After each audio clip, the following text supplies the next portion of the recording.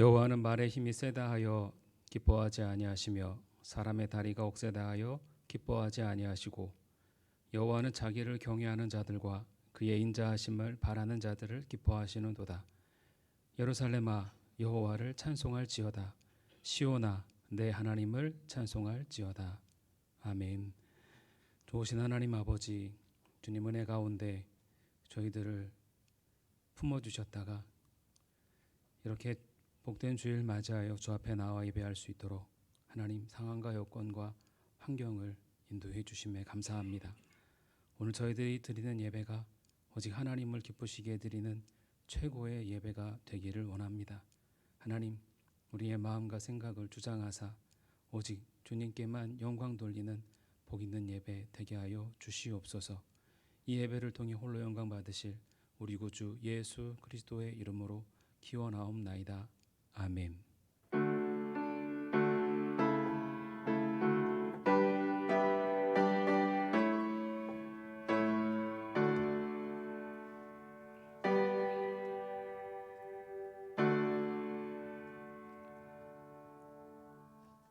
사도신경으로 우리의 신앙을 하나님께 고백드리겠습니다. 전능하사 천지를 만드신 하나님 아버지를 내가 믿사오며 그 외아들 우리 주 예수 그리스도를 믿사오니 이는 성령으로 잉태하사 동정녀 마리아에게 나시고 본디오 빌라도에게 고난을 받으사 십자가에 못 박혀 죽으시고 장사한 지 사흘 만에 죽은 자 가운데서 다시 살아나시며 하늘에 오르사 전능하신 하나님 우편에 앉아 계시다가 저리로서 산 자와 죽은 자를 심판하러 오시리라. 성령을 믿사오며 거룩한 공예와 성도가 서로 교통하는 것과 죄를 사하여 주시는 것과 몸이 다시 사는 것과 영원히 사는 것을 믿사옵나이다. 아멘.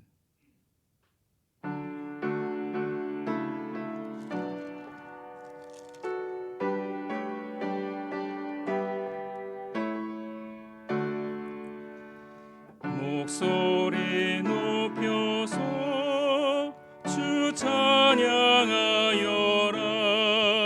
영광과 권세와 존귀와 위엄을 온누리 다스리시는 만왕의 왕께 돌려라.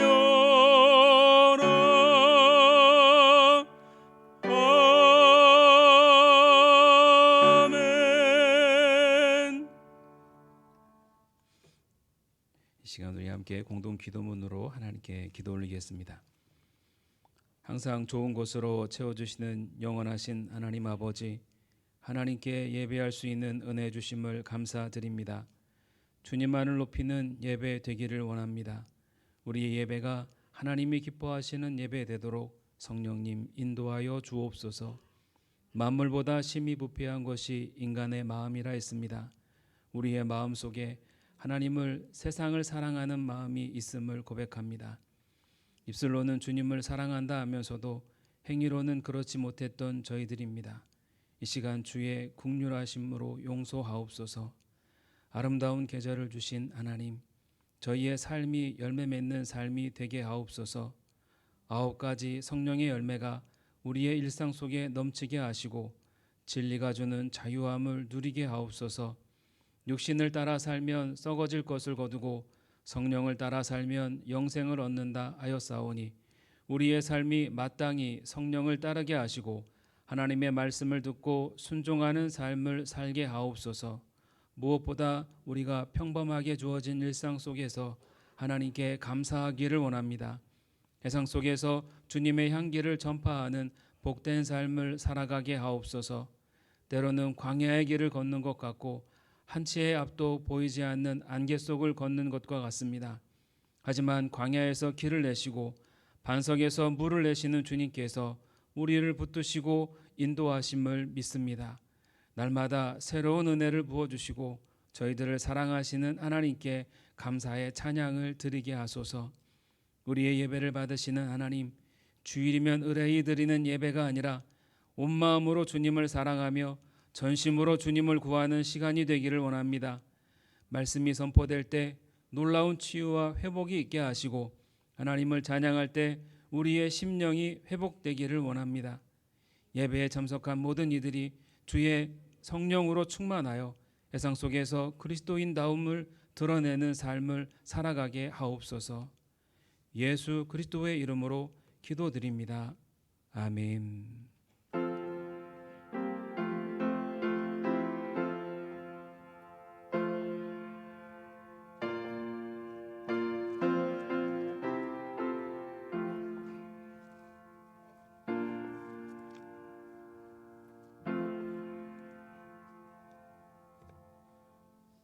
네, 받을 하나님의 말씀은 로마서 12장 1절 말씀입니다. 한 절만 함께 읽도록 하겠습니다. 다 같이 일어나셔서 하나님 말씀 합독하시겠습니다. 시작. 그러므로 형제들아 내가 하나님의 모든 자비하심으로 너희를 권하노니 너희 몸을 하나님이 기뻐하시는 거룩한 산 제물로 드리라. 이는 너희가 드릴 영적 예배니라. 아멘. 글로리아 중창단의 특송이 있겠습니다.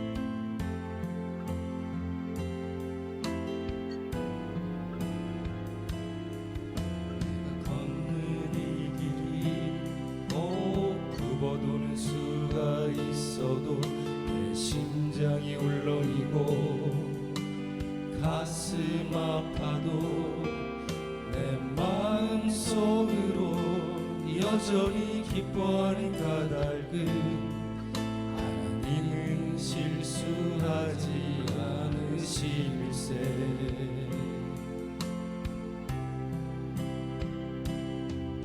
내가 세운 계획이 빗나갈지 모르며 나의 희망 덧없이 쓰러질 수 있지만 날 여전히 인도하시는 주님을 신뢰하는 까닭은 주께서 내가 가야 할 길을 잘 아시밀세.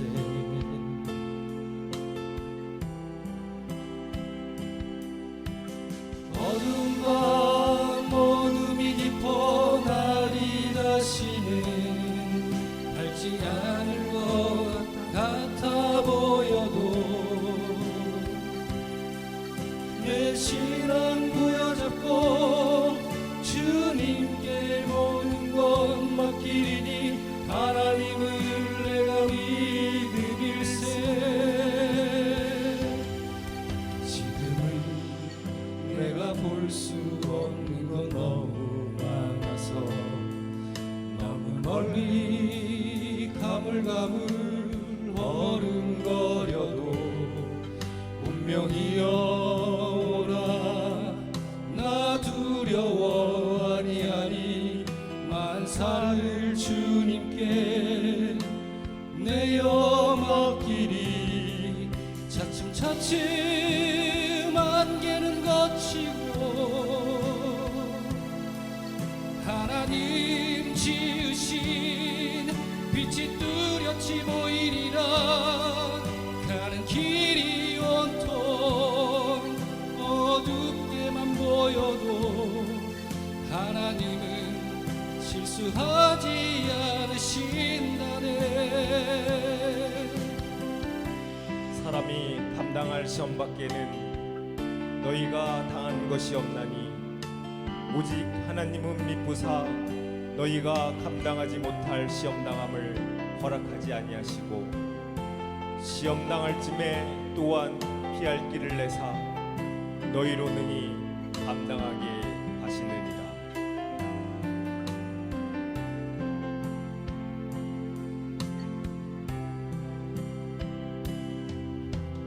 어두운 밤 어둠이 깊어 날이 다시는 밝지 않을 것 같아 보여도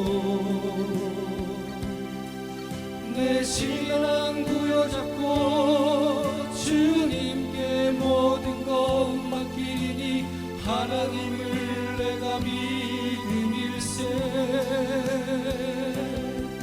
지금은 내가 볼 수 없는 건 너무 많아서 너무 멀리 가물가물 어른거려도 운명이여 오라. 나 두려워 아니하니 만사를 주님께 내어 맡기리. 차츰차츰 안기는 것이고 하나님 지으신 빛이 뚜렷이 보이리라. 가는 길이 온통 어둡게만 보여도 하나님은 실수하지 않으신다네. 가는 길이 온통 어둡게만 보여도 하나님은 실수하지 않으신다네. 하나님은 실수하지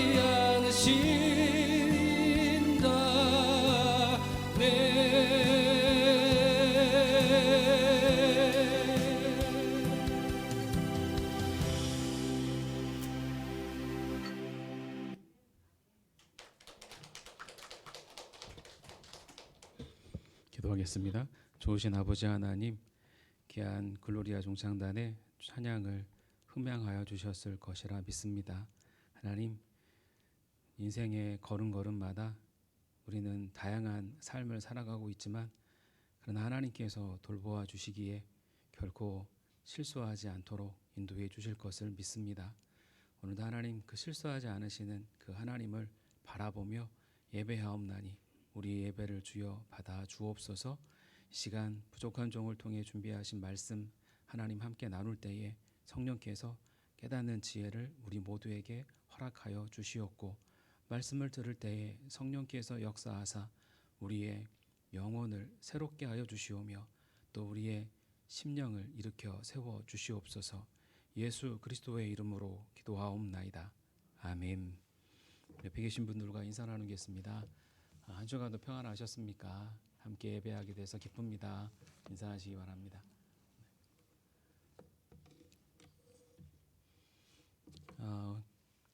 로마서는 이 구원론을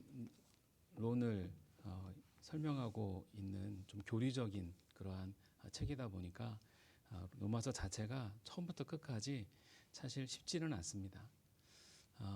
그러나 이 로마서를 우리가 잘만 이해한다면 우리의 신앙에 굉장한 도움이 됩니다.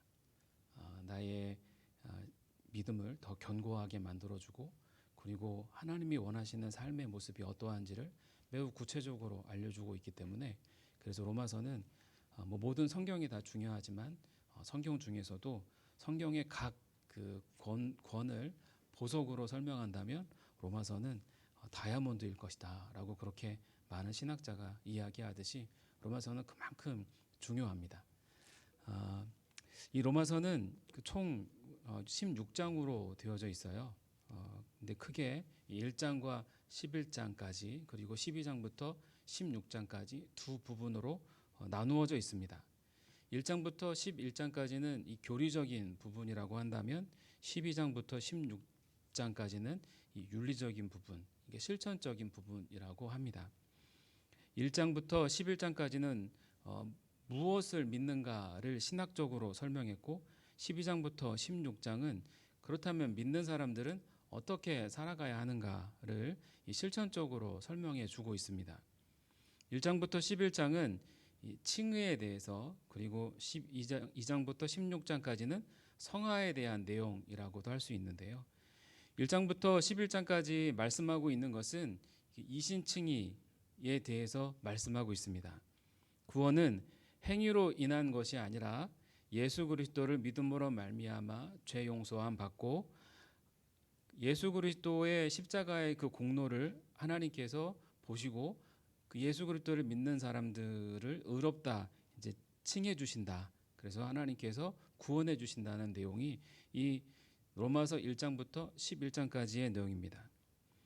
구원은 내가 받을 만한 자격이 있거나 또 구원받을 능력이 있어서가 아니라 죄인을 향하신 하나님의 일방적인 사랑과 신비라고밖에는 말할 수 없는 그 구원의 능력이 나를 살려주시고 의롭다 여겨주신다는 내용이 1장부터 11장까지의 내용입니다.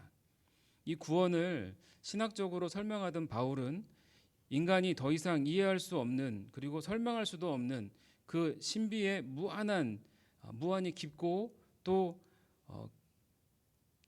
깊은 그 깨달음 그리고 그 하나님의 그 신묘망측하신 구원의 은혜에 대해서 어떻게 더 이상 설명할 수가 없어서 경배와 찬양으로 이 11장의 끝을 맺습니다. 그 말씀이 로마서 11장 33절에서 36절의 말씀이에요. 깊도다 하나님의 지혜와 지식의 풍성함이요 그의 판단은 헤아리지 못할 것이며 그의 길은 찾지 못할 것이로다. 누가 주의 마음을 알았느냐? 누가 그의 모사가 되었느냐? 누가 주께 먼저 드려서 갚으심을 받겠느냐? 이는 만물이 주에게서 나오고 주로 말미암아 주에게로 돌아감이라. 그에게 영광이 세세에 있을지어다. 아멘. 하나님의 그 신비한 그 사랑을 그 구원의 은혜를 말로 표현을 하고는 있지만 그 구원의 은혜를 말로 표현한다는 그 자체가 이게 사실 더 이상 불가능하기 때문에 그래서 바울은 신비라는 표현을 쓰면서 그 하나님의 신비로우신 구원을 인간은 찬양할 수밖에 없음을 그가 11장 마무리에서 찬양과 그리고 하나님 앞에 경배를 돌리면서 마무리 짓고 있는 거예요. 오늘부터 살펴볼 이 12장은 하나님의 신비하신 사랑을 깨달은 사람이 어떤 삶을 살아야 하는지에 대한 이 성화에 대한 말씀으로 이루어져 있습니다. 이 12장의 시작을 그러므로라고 바울은 시작하고 있습니다. 이 그러므로라는 단어가 굉장히 중요한데요. 그러므로라는 이 단어는 흔히 우리가 알고 있듯이 접속사로 11장과 별개가 아니라 11장에 연속되어짐을 말하고 있습니다. 믿음으로 구원받는 것과 하나님의 자녀로서의 삶은 다르지 않다라는 것이죠. 루터의 종교개혁 이후에 개신교회는 믿음만 강조하고 믿는 자들로서의 삶에 대해서는 크게 중요하게 부각시키지 않았습니다. 그래서 한국 교회는 믿는 자에 대한 삶에 대해서는 중요하지 않게 여기게 되었죠. 삶이 없는 성도들로 인해 한국 교회는 지금 질타를 받고 있고 있습니다. 믿음으로 구원받은 성도는 하나님의 자녀로 살아가야 하는 것이 마땅합니다. 하나님께서 출애굽한 이스라엘 백성들을 시내산에 모아놓고 그들을 하나님의 백성 삼겠다는 그 언약을 맺으면서 주신 것이 율법입니다. 하나님의 백성이 어떻게 살아가야 하는지를 알려주기 위해서인 것이죠. 우리가 하나님의 자녀답게 살지 않으면 세상에 아무런 영향력을 줄 수가 없습니다. 그러나 우리가 하나님의 자녀답게 살면 세상에 놀라운 영향력을 끼치게 되는 것이죠. 예수님은 하나님의 자녀답게 살아갈 때 우리가 세상의 소금과 빛처럼 된다고 말씀하셨습니다. 절대로 없어서는 안 될 존재가 소금과 빛 아닙니까? 그러한 하나님의 자녀로 세상 속에 드러나게 해주신다는 것입니다. 하나님의 자녀답게 사는 것은 당연한 것이며 그러한 삶은 강조하고 또 강조해도 조금 더 지나치지 않습니다. 그래서 바울은 믿는 성도가 어떻게 살아가야 하는지를 설명하기 전 특별히 바울은 권면한다는 말을 합니다. 이 권면한다는 말은 알아듣도록 권하고 격려하여 힘쓰게 한다는 뜻인데요. 한 개인이 갖고 있는 옳은 생각을 상대에게 전달하는 것이 권면입니다. 근데 단체의 대표가 권면하는 것과 그리고 개인이 권면하는 것과는 전혀 다릅니다. 단체를 대표하는 한 사람이 어떤 권면의 내용을 이야기하는 것은 개인적 사견이 아닙니다. 단체의 대표로서 단체의 뜻을 전달하는 것이죠. 사도 바울이 권면한다라는 것은 그가 자신의 생각을 전달하는 것이 아닙니다. 그는 하나님께로부터 사도로 부름받은 사람입니다. 자신의 뜻이 아닌 하나님의 뜻을 전달하는 사람입니다. 지금 바울이 권면한다라고 말하고 있는 것은 자신의 뜻이 아니라 하나님의 뜻을 알려주기 위해서 지금 말하고 있다라는 것을 이야기합니다. 그러므로 우리가 이 12장 이후부터 바울이 전하고자 원하는 그러한 말을 우리가 들을 때에 단지 이렇게 했으면 좋겠다라는 의미로 받아들여서는 안 됩니다. 지금 말하는 것이 하나님이 원하시는 바이니 잘 듣고 그 말씀대로 실천해야 한다는 것으로 받아들여야 한다는 것이죠. 바울이 지금 권면한다는 것은 바울의 바람이 아니라 하나님의 바람을 말하는 것이기 때문에 이제부터 말하는 말은 중요하기 때문에 더 집중해서 말을 잘 들으라는 것입니다. 그러니까 지금까지 말한 믿음으로 구원받는 것이 중요한 것처럼 이후에 말하는 것도 중요하다라고 지금 바울은 그렇게 강조하고 있는 것입니다. 소홀히 여겨서는 안 된다는 것이죠. 예수님을 믿는 믿음을 주셔서 구원받은 사람의 가장 중요한 것이 무엇이냐면 바로 그것은 나의 기쁨이 아니라 하나님의 기쁨입니다. 그렇다면 하나님은 무엇을 가장 기뻐하실까요? 히브리서 11장 6절에 보니까 하나님이 가장 기뻐하시는 것이 무엇인지 기록되어져 있습니다. 믿음이 없이는 하나님을 기쁘시게 하지 못하나니 하나님께 나아가는 자는 반드시 그가 계신 것과 또한 그가 자기를 찾는 자들에게 상 주시는 이심을 믿어야 할지니라. 하나님이 가장 기뻐하시는 것이 무엇이냐면 믿음이라는 것입니다. 우리가 하나님을 믿는 것을 하나님은 가장 기뻐하십니다. 부모가 가장 기쁠 때가 언제인가요? 부모 되신 분들은 아마 가장 기쁠 때가 언제인지 아실 겁니다. 여러분들은 언제 가장 기쁘신가요? 자녀들이 부모를 위해 대단한 선물을 준비했을 때 기쁜가요? 기쁘지만 그것은 그 선물이 주는 기쁨이 아니라 자녀가 부모를 그만큼 생각하고 있다는 것, 그것을 기뻐하는 것이죠. 선물이 주는 기쁨은 사실 그 자녀가 주는 기쁨하고는 비할 바가 되지 못합니다. 부모가 가장 기쁠 때는 언제냐면 바로 자녀가 부모를 의지하려고 할 때 그때 부모는 가장 기쁩니다. 아무것도 해줄 것이 없어도 부모를 의지하면 그러면 부모는 그것이 너무 좋아서 무엇이라도 보태주고 싶은 것이 부모의 마음입니다. 하나님은 우리가 믿을 때 가장 기뻐하신다는 것은 그것은 믿는다라는 것은 그만큼 하나님을 의지하고 그리고 하나님께 기댄다는 거거든요. 그래서 하나님은 우리가 믿을 때 기뻐하시는 것입니다. 하나님밖에 없다고 전적으로 의지할 때 하나님은 최고로 기뻐하십니다. 아마 우리의 눈으로 보이지 않지만 하나님은 정말 막 뛸 듯이 우리가 믿고 의지할 때 기뻐하실 것 같아요. 나는 아무것도 할 수 없지만 주님은 다 하실 수 있다고 믿고 맡길 때 하나님은 최고로 기뻐하십니다. 그러므로 여러분 하나님을 믿음으로 말미암아 그리고 그 하나님을 의지하고 그리고 그분께 모든 것을 맡기셔서 하나님을 기쁘시게 해드릴 수 있기를 바랍니다.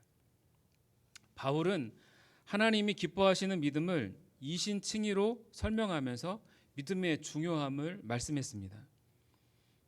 그 믿음이 내적인 것이라면 우리가 예수 그리스도를 믿음으로 말미암아 죄 용서함 받고 그리고 영원히 죽을 인생에서 영원히 사는 존재로 구원함을 받은 것이 이 내적인 믿음이라면 믿음의 외적인 것을 바울은 무엇이라고 표현하고 있냐면 산 제물이라고 표현하고 있습니다.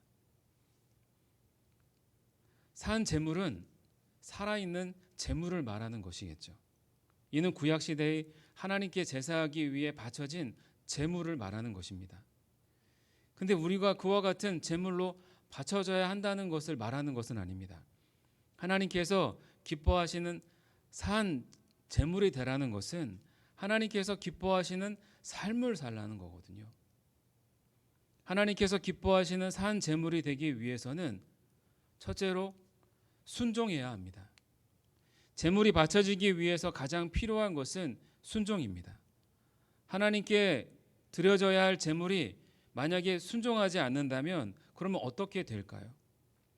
그러면 그 제물로서 드려질 수가 없겠죠. 제물이 되기 위해선 순종 없이는 불가능합니다. 성경의 제물로 염소나 그리고 소, 양이나 그리고 비둘기로 드리라고 하나님이 그렇게 말씀하셨습니다. 그 중에 가장 많이 드려진 동물이 양입니다. 이스라엘 백성들이 양을 키운 목적은 그 양을 먹기 위해서가 아니라 그 양을 하나님께 제물로 드리기 위해서 양을 키웁니다. 성경에도 인간을 양으로 묘사합니다. 왜냐하면 이 양의 고집스러운 부분들이 이 인간과 좀 비슷한 부분이 많거든요. 특별히 또 성경은 양을 메시아이신 예수님을 또 비유하기도 합니다. 그 이유 중 하나는 사람을 비유하기 때문이기도 하고 다른 하나는 이 죽음에 대해 순종하기 때문입니다.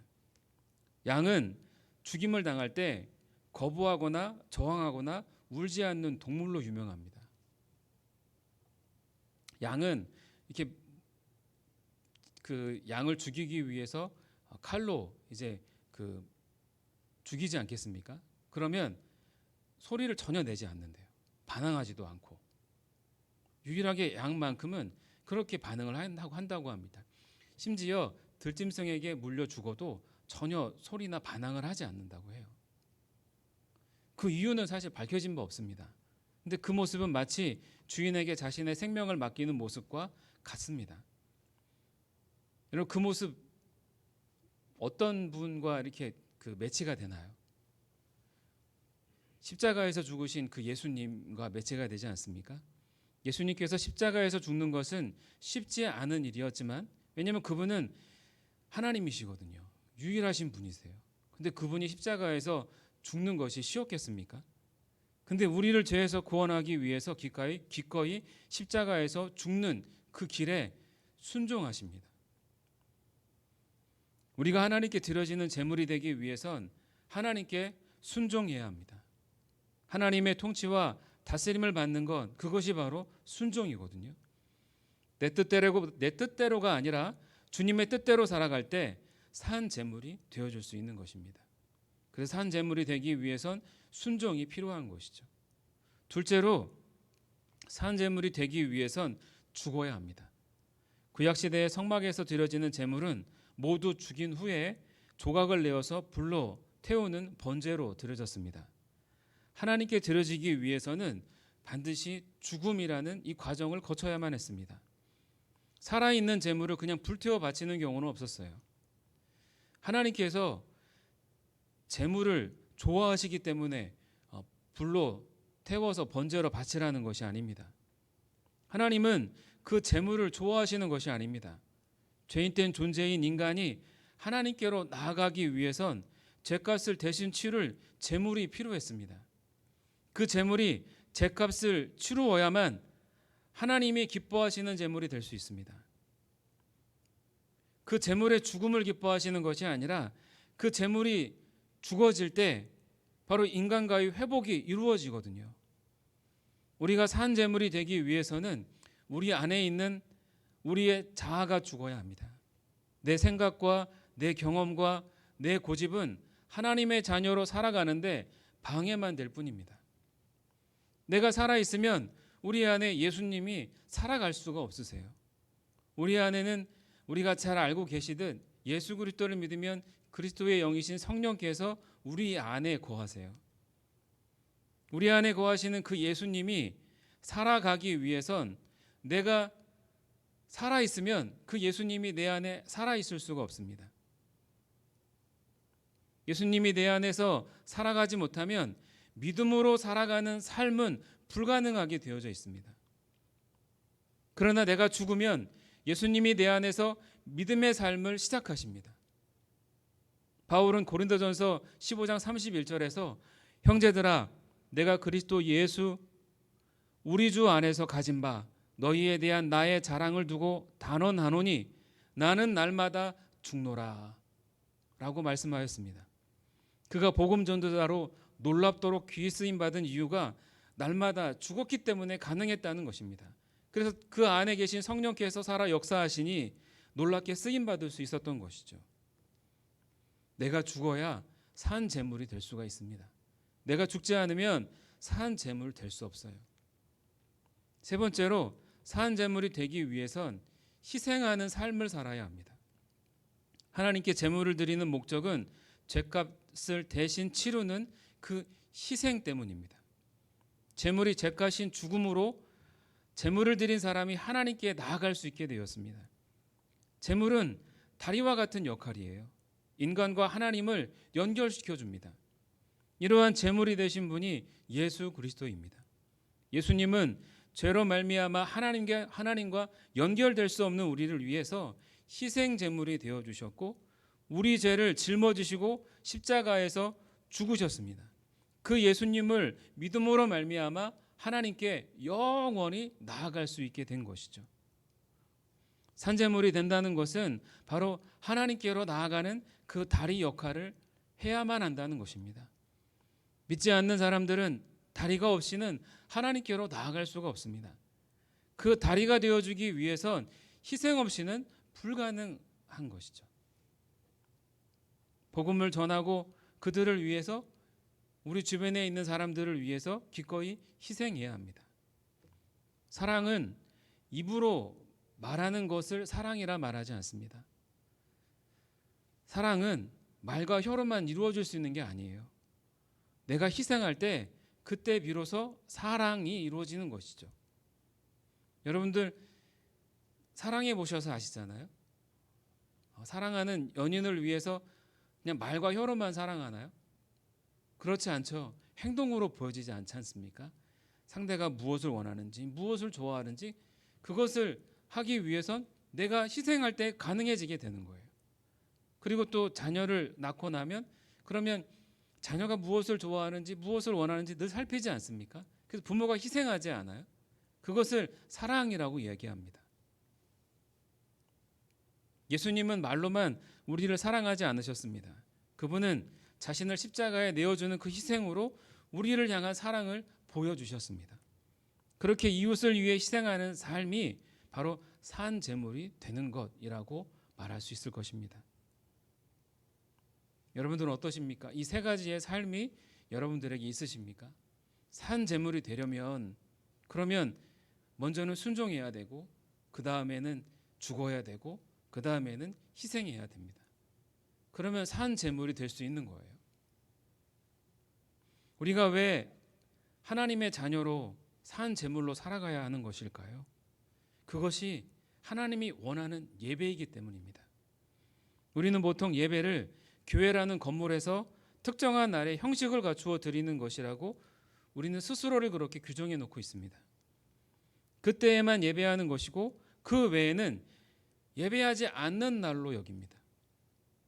예배는 특정한 날뿐만이 아니라 우리의 일상이 예배가 되어야 돼요. 하나님이 원하시는 예배는 바로 일상이 예배가 되는 삶입니다. 우리는 일주일 중에 일요일을 주일이라고 부릅니다. 근데 만약에 이 주일을 일요일이라고 부르면 굉장히 이렇게 경건하지 못한 사람처럼 봐요. 근데 여러분 일요일을 일요일이라고 불러도 됩니다. 근데 일요일을 주일이라고 부르게 되면서 성도들이 주일에만 예배하는 시스템으로 만들어졌어요. 일요일을 주일로 부르게 된 계기가 이 기독교가 로마에 이제 공식적으로 종교로 인정받기 시작하면서부터거든요. 우리가 일주일을 요일로 부르는데 월, 화, 수, 목, 금, 토, 일 이게 모두 다 그 행성과 관련되거든요.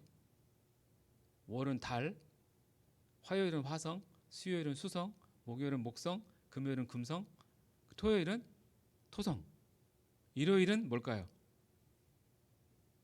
태양. 근데 이게 고대에 우상과 밀접하게 관련되어 있었어요. 고대에는 별을 신의 이름을 붙여서 불렀습니다. 그러니까 우리가 알고 있는 뭐 달, 별 이게 달, 뭐 토성, 목성 이게 다 신의 이름이에요.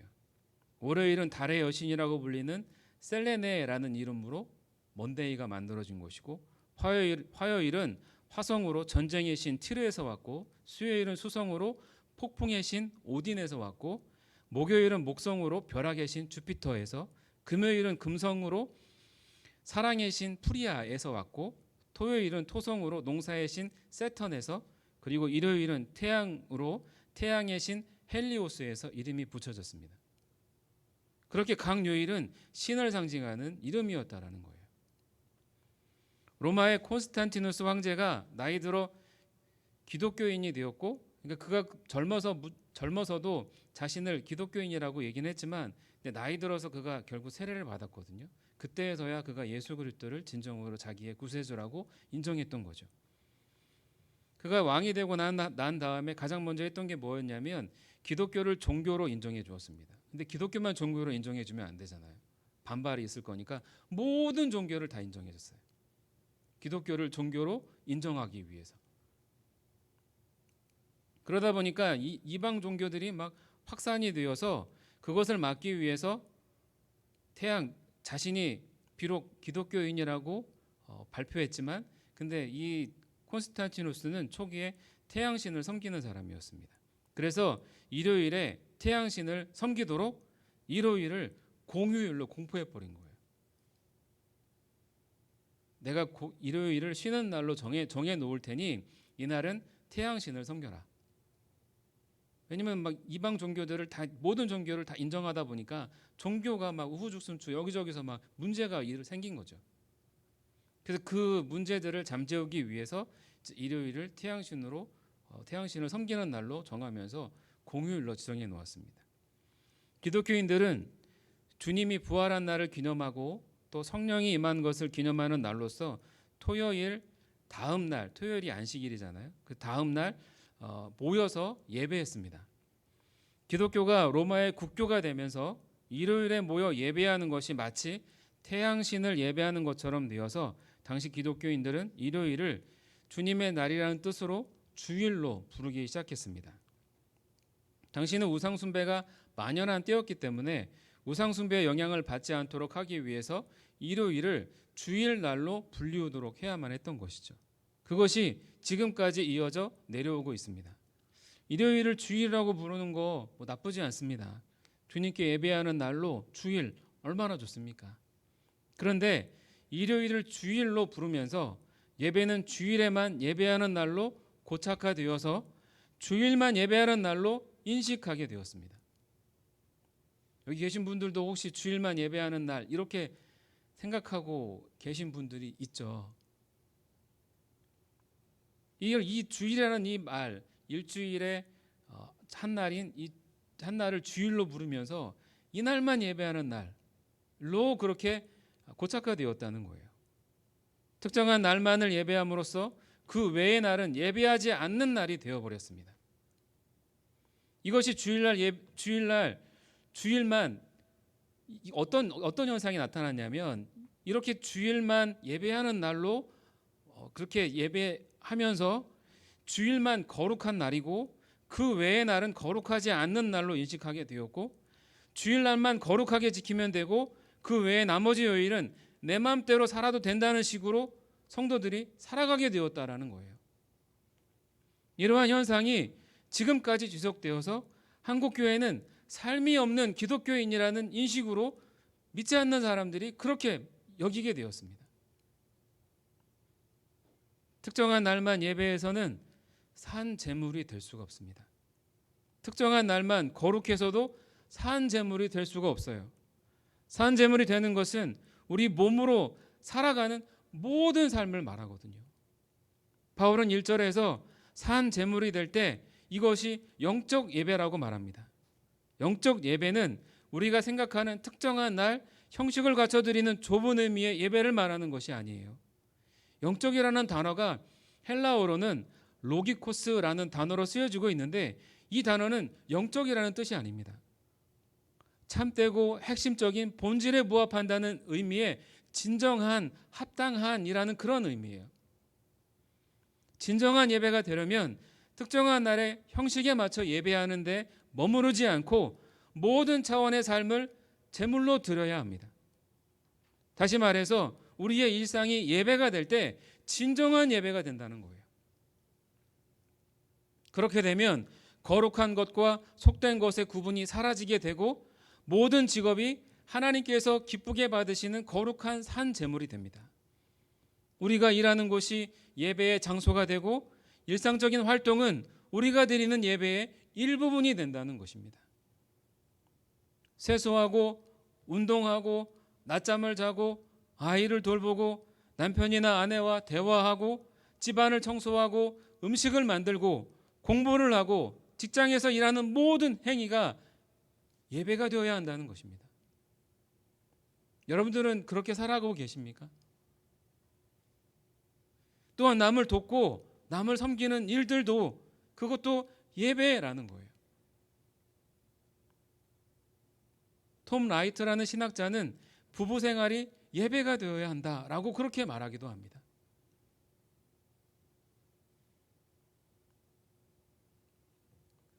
그리고 우리가 자연을 아끼고 소중히 여기는 것도 그것도 여러분 예배라는 사실 아십니까?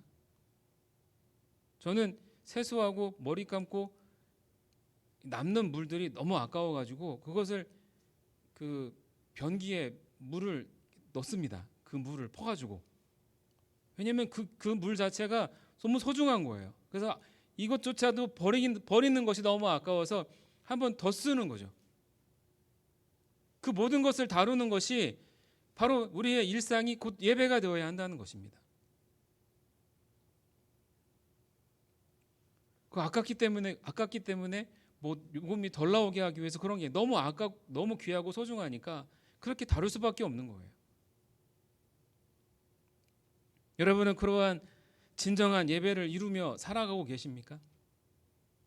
아니면 단지 이 자리에서 예배하는 것으로 예배가 끝났다고 생각하는 그러한 삶을 살아가고 계십니까? 하나님의 인재 연습이라는 책이 있습니다. 꼭 한 번쯤 좀 사서 읽어볼 만한 책입니다. 굉장히 고전인데요. 저자는 니콜라 에르망이라는 사람인데 이 사람이 갈멜 수도회에 들어가면서 자신의 이름을 로렌스라고 바꿨습니다. 갈멜 수도회에서 평생을 생활했던 수도사입니다. 그는 갈멜 수도회에서 주방 요리사였거든요. 수도원 주방에서 접시를 닦고 채소를 씻고 달걀을 무치고 바닥 청소를 하고 산더미 같은 일을 하면서도 그는 언제나 하나님의 임재를 경험했습니다. 그가 있는 그곳에 하나님의 임재를 경험했다는 거예요. 그는 특별히 하나님의 임재를 체험하기 위해서 주방 밖으로 나가본 적도 없고 여행을 하거나 신학을 공부한 적도 없습니다. 그는 그가 하는 모든 일들을 하나님께 예배하는 것처럼 그렇게 했기 때문에 매 순간순간마다 그의 인생 속에는 하나님의 임재가 없었던 적이 없었던 거죠. 이 하나님의 임재 연습이라는 이 책도 그가 쓰고 싶어서 쓴 게 아니에요. 누군가 권해서 썼던 그 책이 유럽의 많은 성도들에게 큰 감명을 주었고, 그리고 그가 있는 곳에 하나님이 임재하신다고 하니까 그 하나님의 임재를 경험하기 위해서 그가 일하고 있었던 주방으로 많은 사람들이 몰려오기까지 하였다고 합니다. 그리고 그 속에서 많은 사람들이 하나님의 임재를 동시에 경험하기까지 했던 것이죠. 그의 일상의 삶은 하나님이 임재하시는 예배였습니다.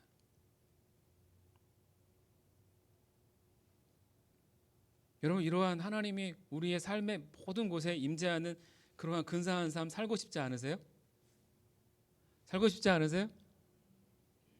살기 위해서 우리가 산 제물이 되면 됩니다. 그러면 일상이 예배가 될 줄 믿습니다. 아멘이시죠?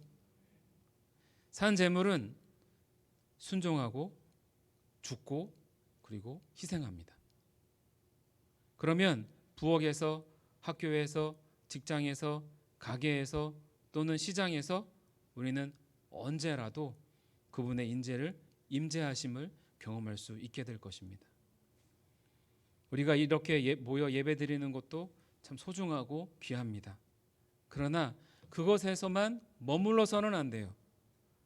형식의 예배를 넘어서 일상의 예배로 성공하는 예배자가 되셔야 합니다. 여러분들이 이곳에서 나가서 누구를 만나든 누구와 대화를 하든 어떤 일을 하든 그 모든 것을 다 하나님께 예배하듯 하시기 바랍니다. 그러면 여러분들의 일상 속에서 하나님의 임재를 경험하시게 될 줄 믿습니다. 그렇게 일상이 예배로 되어지는 그러한 복 있는 삶을 우리 모두가 살아가시기를 주님의 이름으로 축복합니다. 우리 시간 함께 소리내어서 함께 기도하기를 원합니다. 하나님, 우리가 드리는 예배가 단지 주일에만 머물러 있지는 않았습니까? 그래서 주일만 경건하고 그 외의 삶은 내 마음대로 내 뜻대로 살아가진 않았습니까? 하나님이 원하시는 예배는 특정한 장소에서 형식에만 머무는 것이 아니라 전 삶이 예배가 되기를 원하십니다. 그래서 우리의 전 삶 속에 하나님을 경험하길 원하시는 것이죠. 하나님, 우리가 그러한 예배자 되어줄 수 있도록 인도해 달라고, 그렇게 살아가겠다고 또 이 시간 우리 함께 기도하며 나가겠습니다. 전능하신 아버지 하나님, 하나님께서 우리에게 원하는 예배는 특정한 장소에서 형식에 맞는 그러한 예배만 드리는 것이 아니라 우리의 전 삶이 예배가 되기를 원하십니다. 그래서 하나님께서 말씀하십니다. 너희가 산 제물이 되라고, 그것이 온전한 예배로 하나님께 드리는 거라고. 산 제물이 되는 것은 내가 순종해야 하고 그리고 죽어야 하며 희생해야 할 때 산 제물이 될 수가 있습니다. 그러한 삶이 우리 일상이 될 때 우리는 어떤 곳에든 하나님의 임재를 경험할 수 있게 됩니다. 하나님, 우리가 그렇게 일상이 예배가 되는 예배자로 성공할 수 있기를 원합니다. 우리가 있는 모든 곳에서 하나님의 임재를 경험하는 그런 복 있는 삶을 살아갈 수 있기를 원합니다. 하나님은 우리가 그렇게 예배하는 자가 되기를 원합니다. 하나님, 그러한 예배자 되게 하여 주시옵소서. 아버지 하나님, 특정한 장소에서만 예배하는 데 머무는 것이 아니라 우리의 전 인생이 하나님께 예배하는 예배자가 되어서 우리가 있는 곳에서 하나님의 임재를 경험하며 또한 하나님을 믿지 않는 사람들이 그 하나님의 임재 속에 들어올 수 있도록 하나님, 그렇게 살아갈 수 있는 우리 모두가 되어줄 수 있도록 하나님 인도하여 주시옵소서. 순간순간 임재를 경험하며 그렇게 하나님 살아갈 수 있는 복 있는 삶을 살아갈 수 있게 하여 주시옵소서. 하나님, 하나님께서 우리가 특정한 날에만 예배하는 것이 아니라 우리의 모든 삶이 예배가 되기를 원하십니다. 모든 사람을, 그 모든 일을 마치 하나님 대하듯 그렇게 대할 때 그것이 바로 예배이며 하나님은 그 자리에 임재하심을 믿습니다.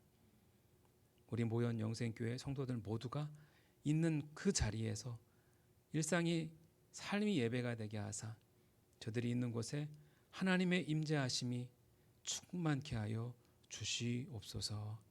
예수 그리스도의 이름으로 간절히 기도하옵나이다. 아멘. 찬송가 270장 찬양하시면서 준비한 예물을 하나님께 봉헌드리겠습니다.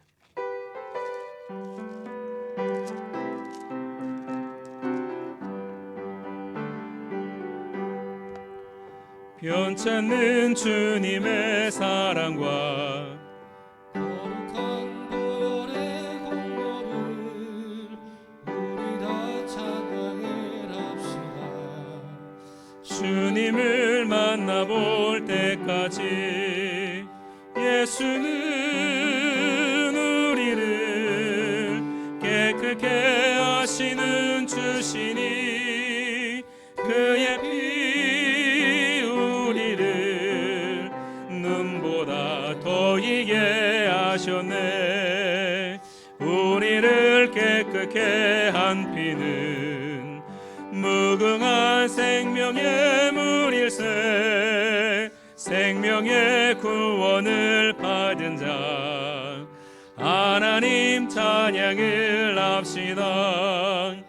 예수는 우리를 깨끗게 하시는 주시니 그의 피 우리를 눈보다 더이게 하셨네. 주님의 거룩한 보혈을 날마다 입으로 간증해 담대히 싸우며 나가세 천국에 들어갈 때까지 예수는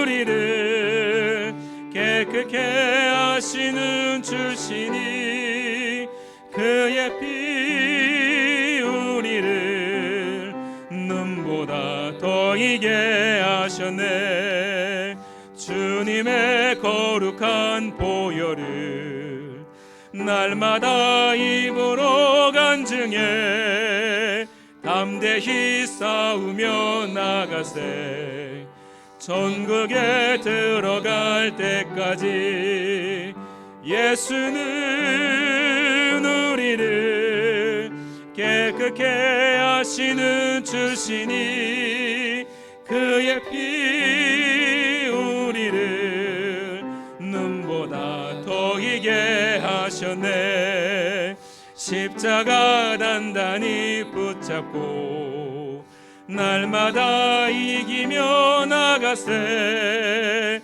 머리에 면류관 쓰고서 주 앞에 찬양할 때까지 예수는 우리를 깨끗게 하시는 주시니 그의 피 우리를 보다 더 이게 하셨네. 아멘. 드려진 예물을 위해서 기도하겠습니다.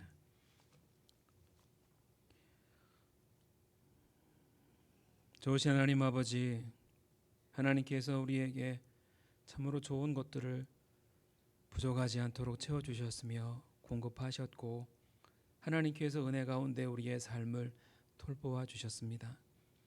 그래서 하나님 이렇게 주일 주 앞에 나와 예배할 수 있었습니다.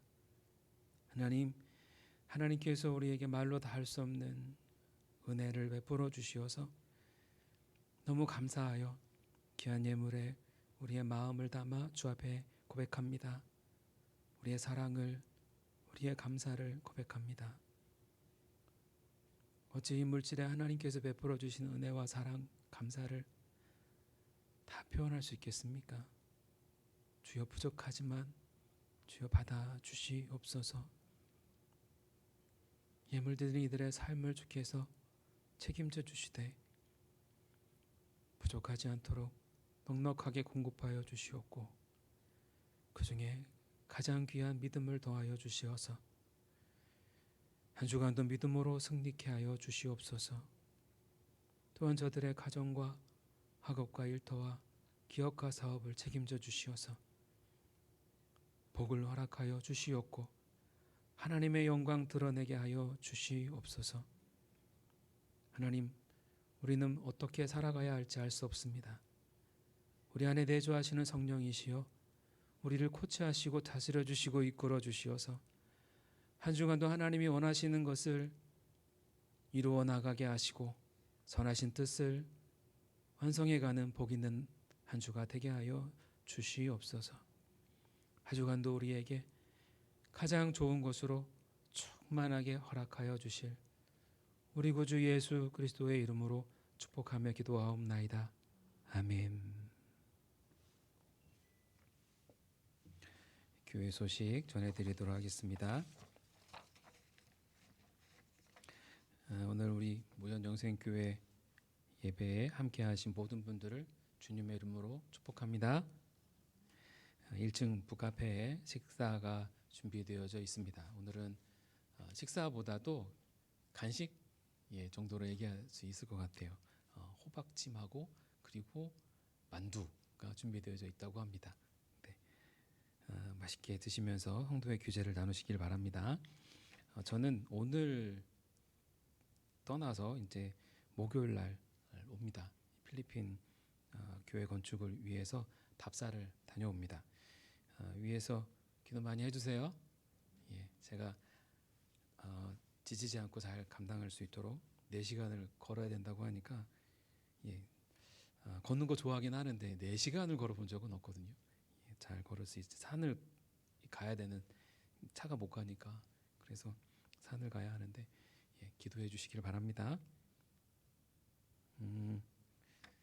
10월 그러니까 오늘부터 내일부터 13일까지는 이렇게 수요 예배와 그리고 새벽 기도회는 인도자가 없지만 이 기도회 자리를 꼭 지켜주셔서 교회를 위해서 또 기도해 주시기를 바랍니다. 금요일 저녁 8시에 북카페에서 구약 걸어가기라는 주제로 성경 공부가 진행되고 있습니다. 관심 있는 분들은 참여하시면 큰 은혜가 될 줄 믿습니다. 모현 영생교회는 주님이 세우신 주님의 교회입니다. 주님과 한몸된 우리 각자의 삶을 통해 한 주도 하나님께 영광 받으시는 복된 한 주로 보내시기를 주님의 이름으로 축복합니다. 다 같이 일어나셔서 찬송가 620장 찬양하시겠습니다.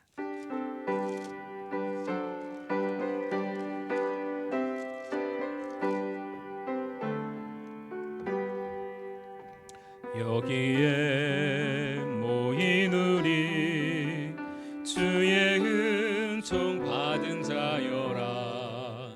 주께서 이 자리에 함께 계심을 아노라. 언제나 주님만을 찬양하며 따라가리니 시험을 당할 때도 함께 계심을 믿노라. 이 믿음 더욱 굳세라. 주가 지켜주신다. 어두운 밤에도 주의 맑은 빛 인도하여 주신다. 주님이 뜻하신 일 헤아리기 어렵더라도 언제나 주 뜻 안에 내가 있음을 아노라. 사랑과 말씀들이 나를 더욱 새롭게 하니 때로는 넘어져도 최후 승리를 믿노라. 이 믿음 더욱 굳세라. 주가 지켜주신다. 어두운 밤에도 주의 밝은 빛 인도하여 주신다. 여기에 인 우리 사랑받는 주의 자녀라. 주께서 뜻하신 바 우리 통해 펼치신다. 고통과 슬픔 중에 더욱 주님 의지하오니 어려움 이겨내고 주님 더욱 찬양하라. 이 믿음 더욱 굳세라. 주가 지켜주신다. 어두운 밤에도 주의 밝은 빛 인도하여 주신다. 아멘. 지금은 우리를 죄에서 구원하시기 위해 십자가 지신 예수 그리스도의 크신 은혜와 우리를 구원하시기 위해 독생자 예수 그리스도를 아낌없이 보내주신 하나님 아버지의 만극하신 사랑하심과 우리의 구원을 완성하시기 위해 우리 안에 내주하시어 역사하시는 성령님의 교통 역사하심이 이제 한 주간의 삶을 살아가길 원하여 하나님께 모든 것을 맡기며 나아가는, 그리고 진정 온전한 예배자로 세워지길 원하여 결단하고 각오하고 돌아가는 우리 모현 영생교회 모든 성도들 위에와 저들의 가정과 학업과 일터와 또 사업과 기업 위에, 그리고 한 주간의 삶 위에 지금부터 영원토록 함께해 주시기를 간절히 축원하옵나이다. 아멘.